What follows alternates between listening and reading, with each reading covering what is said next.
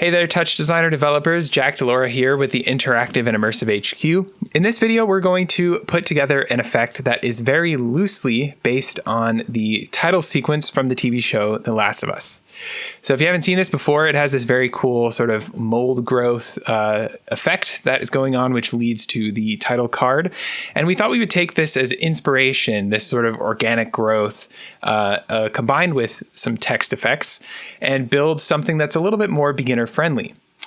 Even though it is more beginner friendly to put together, it is definitely by no means a simple effect. There's actually quite a lot going on under the hood here, and it should be a very fun one for you to put together if you haven't dealt with reaction diffusion before. So we're going to be dealing with fun stuff like feedback textures, noise, and a bunch of other things along the way.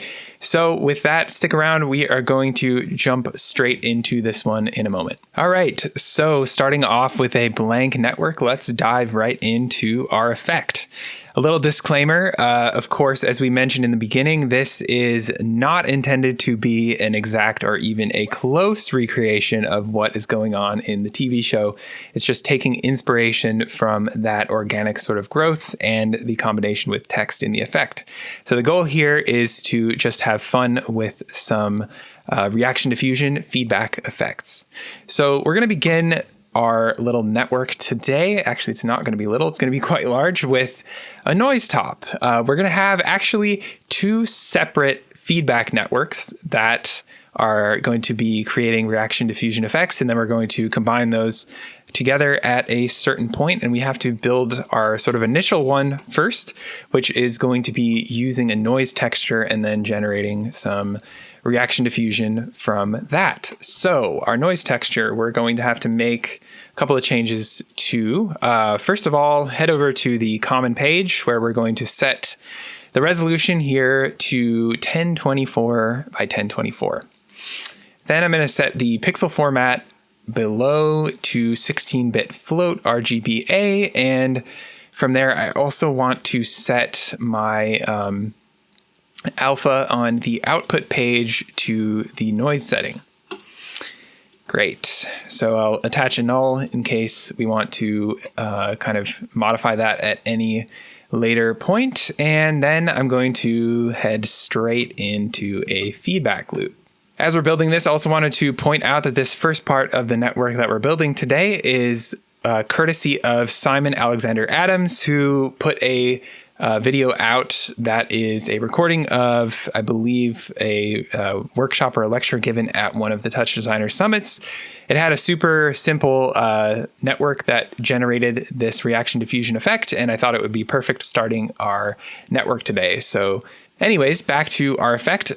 We've got our feedback added into the network, and the next thing we're going to do is add another noise. Now, actually, it might be easier if we just copy and paste this first noise, because we've already set our resolution and pixel format, which are two important components of what we're going to be doing in a moment. So on this second noise, noise number 2, I am going to turn the alpha or reset it back to the default. So I'm going to right click on it and then hit reset parameter. We don't want transparency in this case, so that is what we're going to do. Then I'm going to come to the noise page and turn the monochrome switch off first. And then I'll head up to the period setting, and I will enter a value of 7 in for that, so that we have something that looks like this.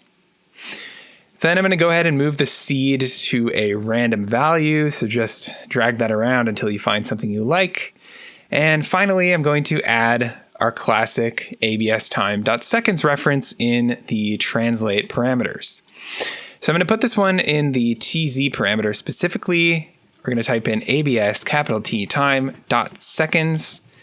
And then I'm going to multiply that by a value of 0.1 and hit enter.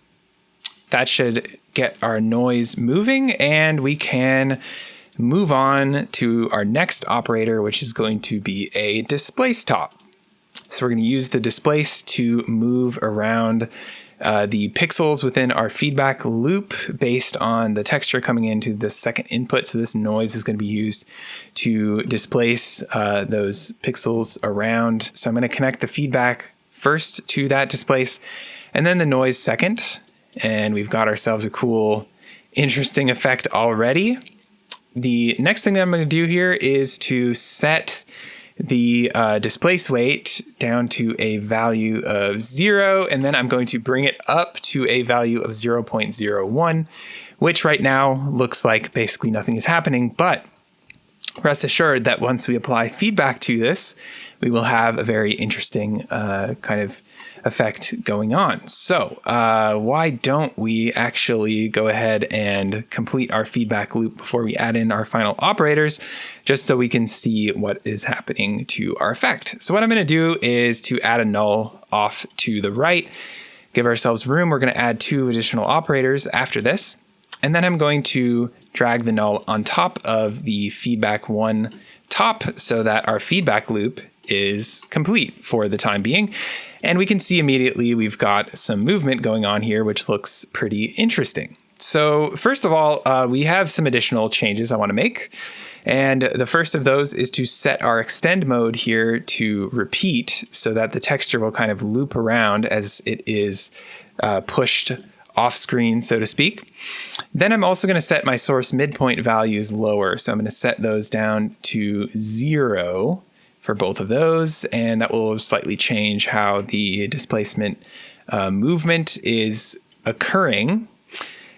Then I think what I'll do before we add in the additional operators, we're going to be using feedback, as I said, in 2 different places in this network, and it is often very handy to be able to reset this if we make some parameter tweaks and something goes awry in our feedback. So I'm going to add a very typical keyboard in chop for this, and I'm going to use the 1 key to give us the ability to reset the feedback. So I'm going to add a null. And this is going to be our feedback reset. So I'll just call this FDBK for feedback. And then, I don't know, reset. You can name that whatever you want. Maybe we could just call it feedback instead so we know what that is. There we go. Good enough. Don't want to display that in the background. So I'm going to make a quick chop reference to the reset switch here in our feedback parameter window. And now if I hit the 1 key on the keyboard, I can reset this feedback loop whenever I want. Great. So we've got, again, 2 more operators and we'll have a basic reaction diffusion effect begin. So the next one is going to be a blur top, which I'm going to add directly after the displace. So let's go ahead and add that into our network. And for the blur, we're just going to leave everything default except for the pre-shrink, which I'm going to set to a value of 2. Now, as you've noticed, no doubt, not a whole lot happened there. Our once a little bit more detailed texture is now just getting kind of blurrier and muddier and basically turning gray over time. But again, just wait. We're going to add the final piece of this part of the puzzle right now by opening up the palette. So I did that on Windows by hitting Control B. On Mac, that would be Command B. I'm going to head up to image filters, and then I'm going to grab the sharpen image filter that we have available and drag that into the network. So this is a handy little pre-built sharpen effect for us. And what I'm going to do here is connect the blur's output to that, and then I'm going to connect the output of the sharpen to the null to operator. Now again, nothing has happened, and that's because we have to make our final parameter adjustment for this section. So if I turn the sharpen amount up to 1, and then I hit the 1 key on the keyboard, what we should see in the output here is a reaction diffusion pattern. So we've got these cool organic shapes that are automatically kind of filling in the screen space, and then our displacement effect is warping, distorting, and moving those shapes around on screen. So you could stop here and add different operators to this feedback effect and experiment for a very long time, as no doubt many of you have, and constantly be generating new and interesting stuff. So there's a lot that can be done with this, but really the core of this effect is working with the blur and the sharpen effect within your feedback loop. The displacement allows us to add that movement, but even if I turn that off, we can see once I reset the effect, we still generate those same reaction diffusion patterns. So again, a lot to play with already. I highly recommend diving in and working on that on your own time. So we have this initial part complete. Now what we're going to do is to add a couple of operators to kind of bookend this section, and then we're going to dive into the text part of the network, which is where the text is brought in to play. So first of all, I'm going to right click on the output of the null2 operator and add a limit top. So the limit top is going to be used to clamp our values that are coming out of this. So since we're in the 16-bit float pixel format, our values can go beyond the 0 to 1 range. They can be negative, and they also have a larger sort of pixel depth or number of colors that can be represented, which isn't as important right now. But basically what we want to do is to limit the values that are coming out of this because we're going to use them for something else later on. So what I'm going to do is set my limit type to clamp for the minimum and the maximum. And then I'm going to set the minimum value here to 0. And again, remember that in TouchDesigner, the minimum or the sort of normal range for RGB and alpha is 0 to 1. So we're just kind of clamping it into that typical range. Next up, we're going to add a noise top, but we want a noise top with very similar settings to the first one we added to the network. So what I'm going to do is once again copy this noise top at the beginning of the network and place it over to the right. And then I will connect that to this limit via the second input. So the noise coordinate map, we're going to take the output of the limit and connect it straight into that second input, which has given us something that looks pretty similar to this limit, but we have to make some changes within this noise first of all. So in this case, we're going to leave the alpha setting to noise, but we're going to come back to the noise page itself. I'm going to leave the type alone. We'll adjust the C to something else, and then I'll set the period here to a value of 4. Then I'll bump the harmonic gain up to 2. And come down to the exponent where I'll set that to 0.8. From there, I'm going to head to the transform page where I'm going to add the ABS time.seconds reference again in for the TZ parameter.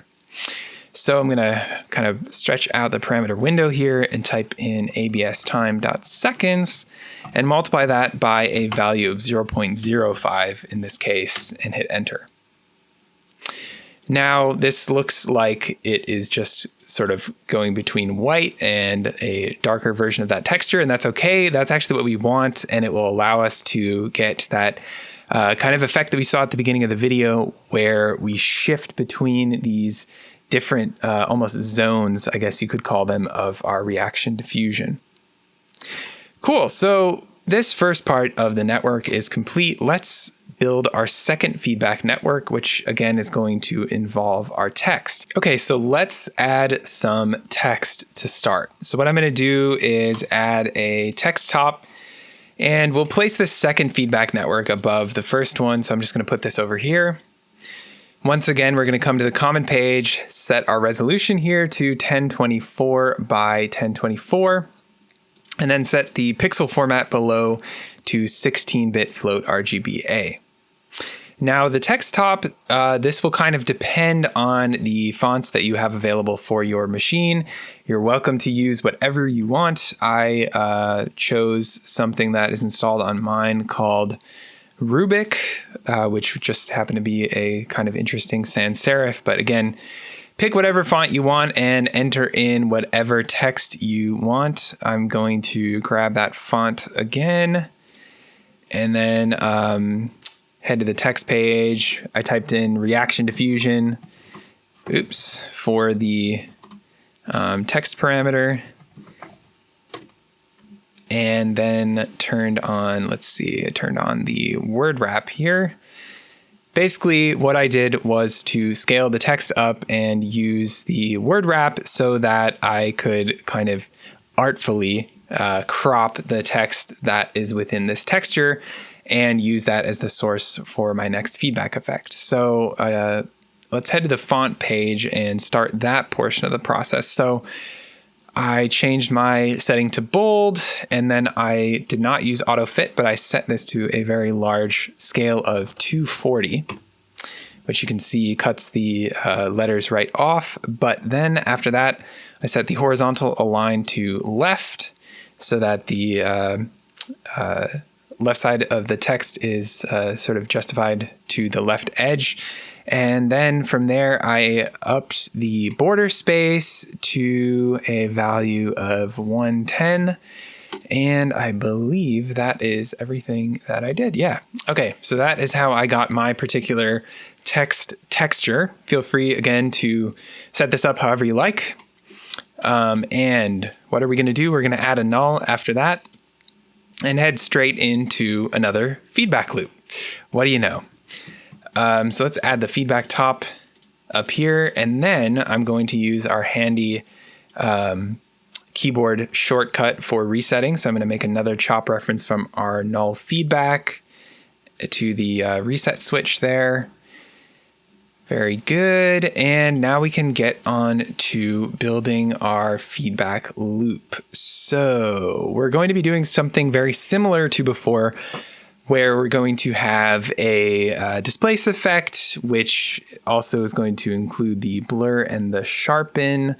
And then we're going to do some other things to make this a little bit more interesting. So what I'm going to do actually is just go ahead and copy this part of the network, the displace, blur, and the sharpen, because those are going to be reused again up above.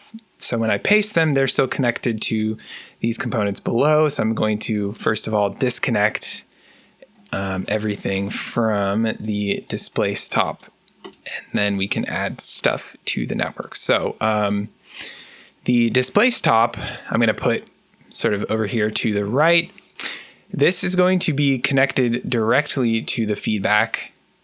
Oops, and don't connect it to all the operators there. We only want the first input of the displace connected to the feedback top. Now I just want to double check that these are still connected together. That looks good. And from there, we need our displace texture, which is going to be, the texture that we're going to use to move these pixels around in space. So a common thing to do within the world of feedback and reaction diffusion and some of these other similar sort of effects is to use the slope top, which if you look at the description, it generates pixels that represent the difference between its value and the neighboring pixels values. So that is often used in conjunction with the displacement within these effects. We're going to use it here, but we're going to do some stuff that's a little bit different. So first of all, I'm going to connect the slope directly to the feedback. Then I'm going to move it down a little bit, and we're actually going to take this texture and composite it with the initial text texture as a way of sort of cutting this texture out of our slope texture, which again, doesn't mean a whole lot at this point, but basically later on is going to give us the ability to add some interesting displacement effects to the edges of the text. So we'll cover this once we've got it all plugged in and it works and you can actually see what's going on. For now, I'm going to take the output of the slope and connect that to a composite. We're going to have to keep scooting things over as we build. And then I'm going to connect this null3 operator to the composite. Actually, no, I take that back. I'm going to connect this to a level top, which is then going to go into the composite. So let's add the level top. And then we'll connect the null3 to the level, and then connect the level to the composite. So the level top is going to be used to attenuate the opacity of this signal. But first of all, let's just set this to the correct composite operation that we want. So I'm going to set the operation here to outside, which, as you can see, takes this text texture and basically cuts it out of this slope texture that we set up before. If I come back to the level and I use the opacity parameter on the post page, we can basically reduce the opacity, which then has the effect of reducing the opacity of the section that is cut out. So instead of that section being completely transparent, we can add back in a portion of this slope texture. So again, this will come into play later, but for now we're just going to kind of follow along and do that as we set this up. So after that, we're going to connect the output of this into the Displace 2 operator. So that's the output of composite 1 into the second input of Displace number 2. So in Displace 2, we're going to increase the Displace weight to a value of 0.002 this time. So just a tiny, tiny bit different. Then we're going to take a look at our blur operator, which is going to have a filter size, in this case, of 9 rather than 7. Sharpen is going to look exactly the same in that we're going to leave the sharpen amount at 1. And then we are going to, let's go ahead and connect up the final portion of this part of the network so we can at least see what the impact of these things is. So, basically, we're going to have one branch up here that connects to a composite, and that will kind of bookend our second feedback effect.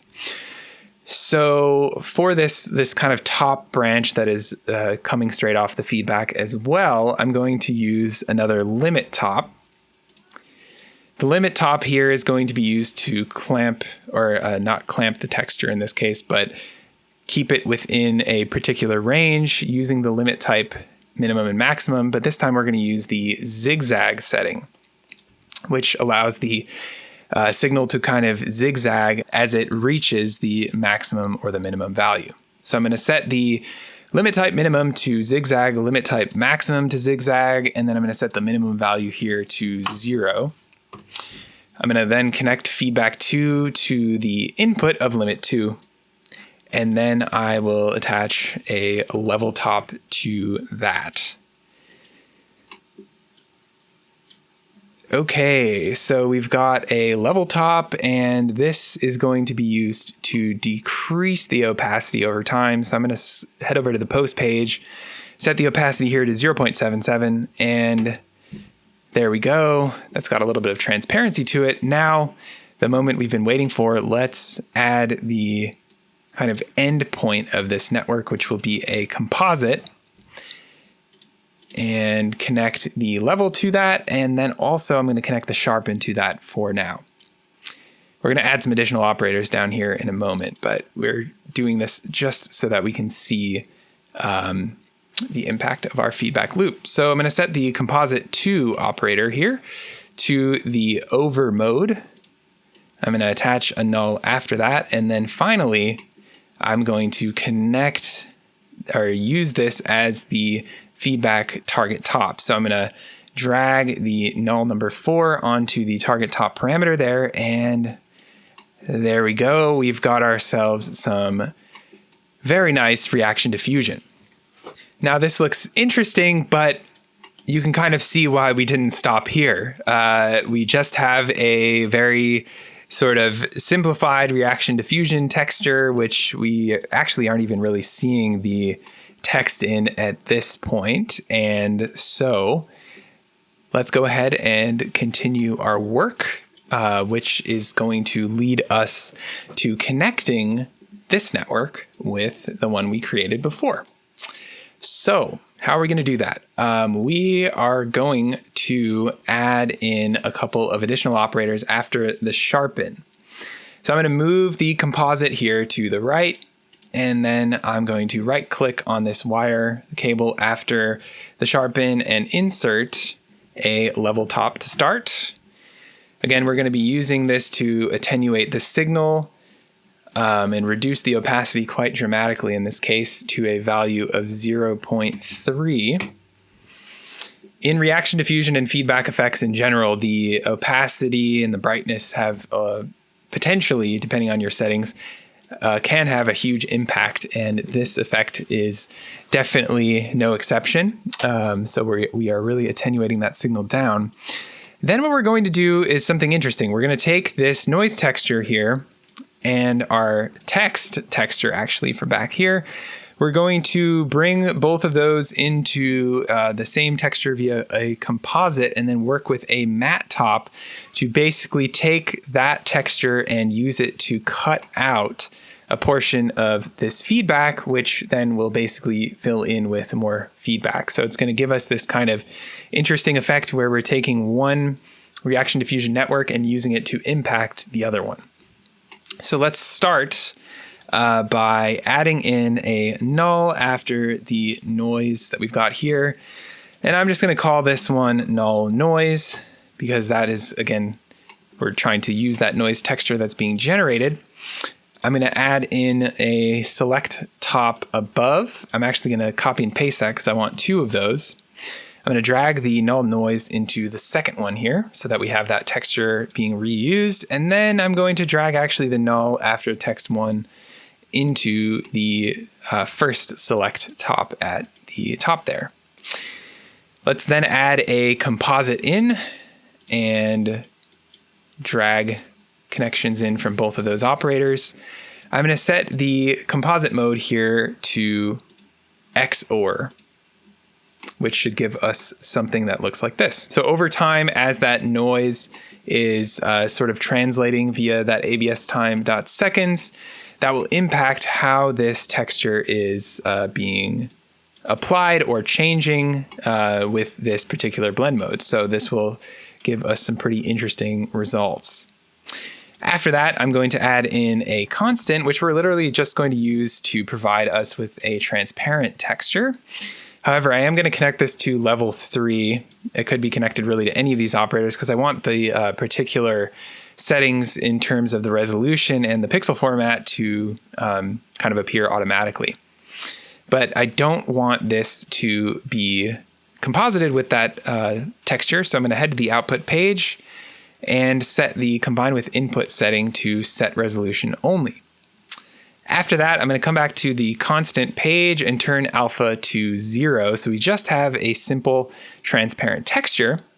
And then I'm going to right click on the cable after this level number 3, insert operator, and we're going to use a matte top to enable us to basically use this texture to cut out a portion of our feedback texture above. Now, there may be other ways of approaching this via the composite, but this one is just kind of where I landed with experimentation. So again, different ways to approach many different things, especially with feedback. And this is one of those moments. So what I'm going to do here with the matte is I've connected the level 3 to the first input and then the constant 1 to the second input.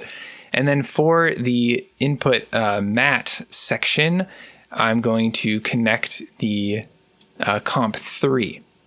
Now, for this particular operator, we can leave the matte channel here to alpha. We could also try something like luminance, which may give us a very similar outcome. But basically, once we have done that, we are now taking these textures, the one from our initial feedback network, which again is this sort of reaction diffusion, fed into a noise operator, and then combining that with our text to again allow us to cut portions of our feedback texture away. And then we are basically doing a bunch of things here to generate additional reaction diffusion within this network, which is more strategically applying our text and cutting away that text so that we can see it in our effect. So here's what we've got so far. It looks pretty cool, but not exactly what we had at the beginning. So now let's take this and process it a little bit more so that it looks closer to the initial effect that we had. So what I did for that was to first connect a level top, and then within the level top, I just increased the brightness ever so slightly to a value of 1.2, which may not seem particularly necessary at the moment, but as we'll see in a moment, does impact things. Then I'm going to set the contrast here to a value of 1.3, which you can see adds in a little bit of some darker values in there as well. After that, I added a lookup and set up a ramp to apply some color to this.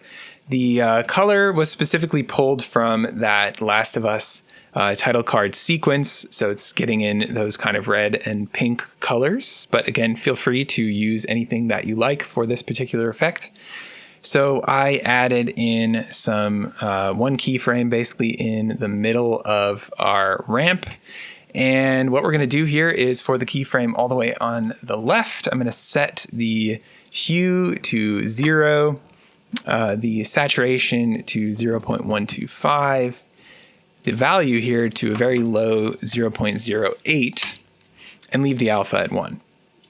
Then in the center, I'm going to set the hue to a value of 2.68, which I know is very specific and random, but that came from the eyedropper tool specifically.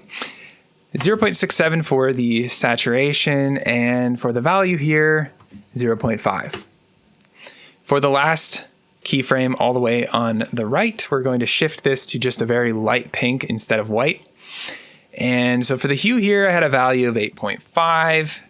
Saturation is 0.19, and the value is 0.75.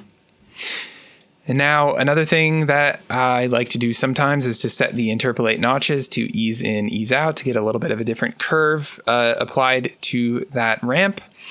And then I'm going to head to the common page and just make sure that all of our settings are good here. Actually, we left these at the default in this case because we don't really need a higher bit depth. So at the same time, now that we're done with the feedback, we actually don't really need to work with this higher 16-bit float pixel format anymore. So I'm even going to come back within this level here and set the pixel format back to the 8-bit fixed RGBA.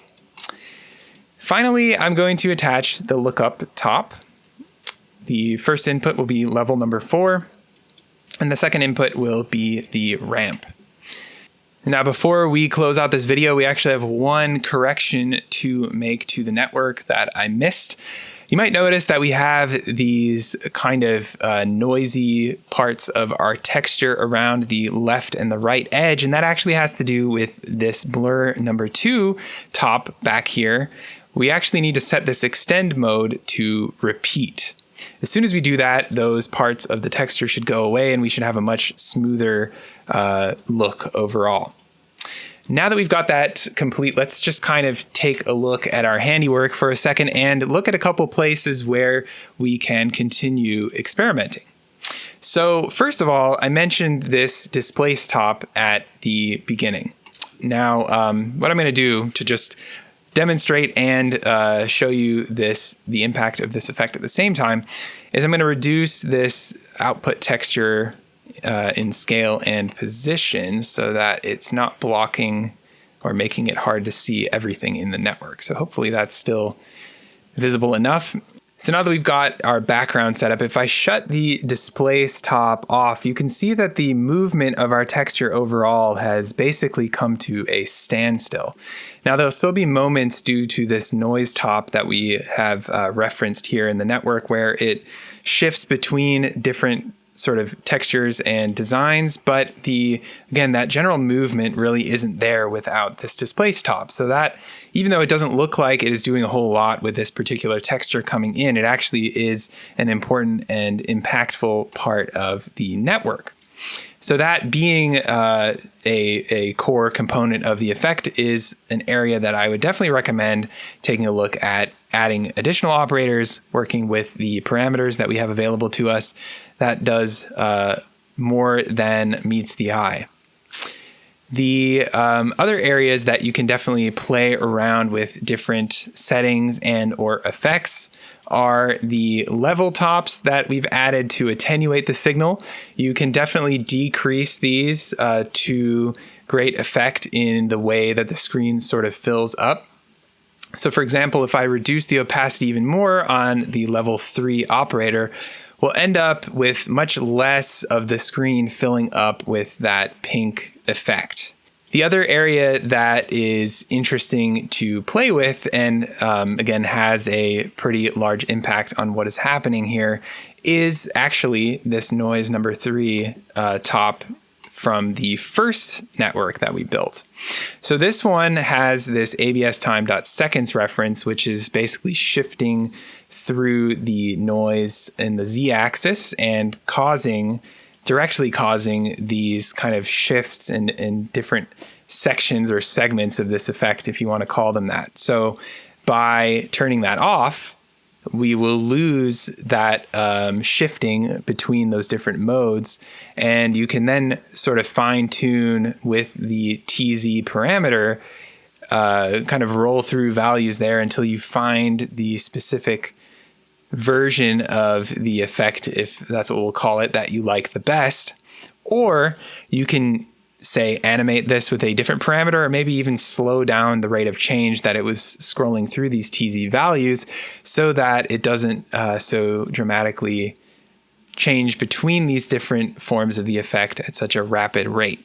From there, as always, I would recommend when working with feedback to play around with the composite operations that we have available. Those always provide some interesting results and kind of unpredictable results at that. And then you can add different operators to many different parts of this network to impact the result. So for example, we could even add something like a transform to this first branch up here and increase the scale of this texture over time. And as you can see, if I leave that at a sort of low value, that impacts the movement that is being applied to this reaction diffusion texture and causing it to kind of move towards us in space. So feedback is one of the most interesting tools that we have available to us in the world of 2D textures for generating all kinds of different effects. And hopefully this tutorial has given you a chance to really kind of experiment beyond the scope of maybe the ways that you work with it normally, and think about the ways that you can bring in other assets like text, for example, to work with these feedback effects and to generate new textures of your own. So as usual, I would definitely recommend taking some time now to really play around with this and to add in some tweaks of your own. But hopefully this has been fun for you to put together and that you've learned something new. With that, we're going to close out the video. Thanks so much for watching. Looking forward to seeing you in the next video here on the Interactive and Immersive HQ. Hey guys, thanks for watching. If you're serious about taking your TouchDesigner and interactive skills to the next level, I highly recommend you check out the Interactive and Immersive HQ Pro. It's the only educational resource and community of its kind for TouchDesigner and interactive professionals. You can learn more by checking out the link in the description. And if you like this video, don't forget to hit that like button. And if you're new here, don't forget to hit subscribe and the little bell icon for more awesome free content.